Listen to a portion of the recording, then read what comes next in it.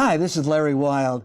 I thought you might like to know where I interviewed Johnny Carson. It took place at his NBC office in New York City.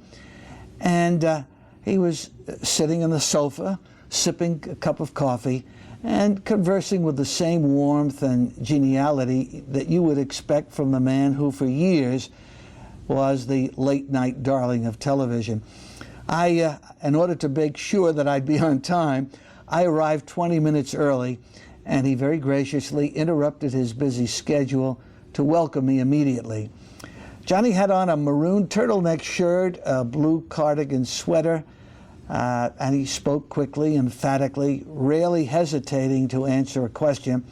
He smiled often, implying that he was not to be thought of as an expert, but simply expressing his opinion. Here's our conversation. This is March 18th, 1968, and I'm in... That's on the watch, is it? Yeah. Johnny is it High Tide in Honolulu yet? Right, yeah, right. Good ones, huh? Victor Borga does that. High Tide in Honolulu. I'm in Johnny Carson's private office, about to interview him for my book, The Great Comedians Talk About Comedy. John, this is just a kind of a warm-up question. Mm-hmm. You started as a magician, and I believe there are three types of magic acts. First, straight serious magic. Second, straight magic, but with jokes and funny comments interspersed. And third, the out-and-out burlesquing of magic, a la Ballantyne. Right. Which type did you start doing? I suppose it started as, doing tricks, as straight tricks to fool people, and then I think very quickly it came into comedy magic. Magic to entertain rather than to out and out fool somebody.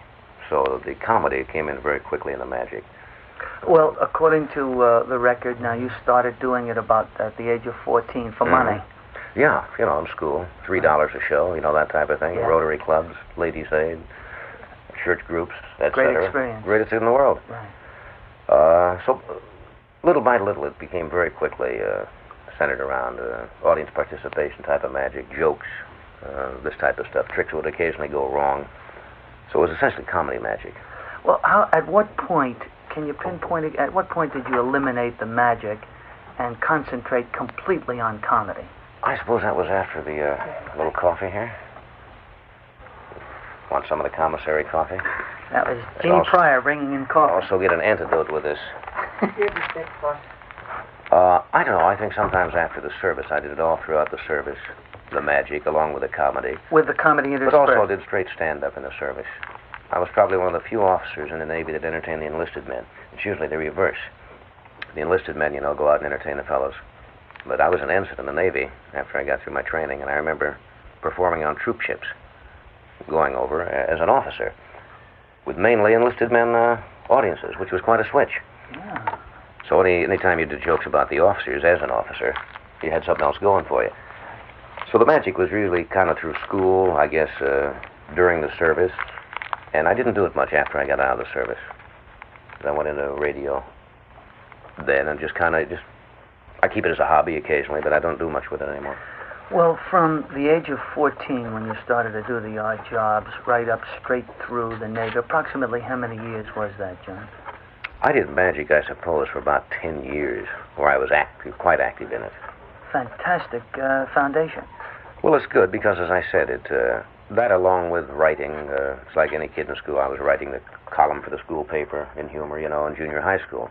Magic was actually just an outgrowth of something, an interest that I'd picked up along the way. But I think the humor, people say, where did you start to become funny? And nobody can really pinpoint it. If you ask any comic, you find out you can get laughs for whatever the reason is when you're a kid, either by doing silly sounds or impressions or acting up or whatever it is.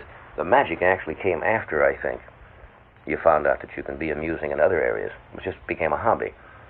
But because of the desire, I guess, to get laughs or finding out you could get laughs, the magic was a good adjunct thing to have with it because you could tie it in very easily.